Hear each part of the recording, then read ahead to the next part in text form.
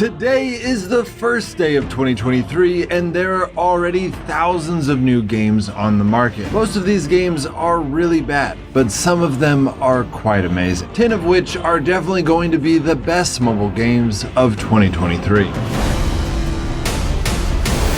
As usual, this video is not talking about the top charts of the Play Store or the App Store. Most of those games are trash, and the ones that are not have been around for years. My team and I have been researching serious mobile games for the last 11 years, so let's give you our list of the top 10 mobile games of 2023. The first game on the list is Call of Duty Warzone Mobile. Honestly, this was a no-brainer. In 2019, Call of Duty Mobile took the mobile platform by storm, grossing over 14 million in the first week, which was over 20 times more than PUBG Mobile. And the game continues to hold strong with one of the biggest player bases in the world. If I did my top 10 videos like most YouTubers do, Call of Duty Mobile would be on almost every year's list, like it often is in their videos. Call of Duty Warzone is already showing better graphics and gameplay. It has bigger maps with more players in each game, and they are linking Battle Pass progression on all platforms, which will bring over a lot of PC gamers that want to keep working on their Battle Pass when they are away from their computers. So this game is going to be absolutely gigantic this year. In fact, the game won't be released until May, and it already has over 30 million players pre-registered. And while some of that's because they're offering rewards to do so, lots of games do this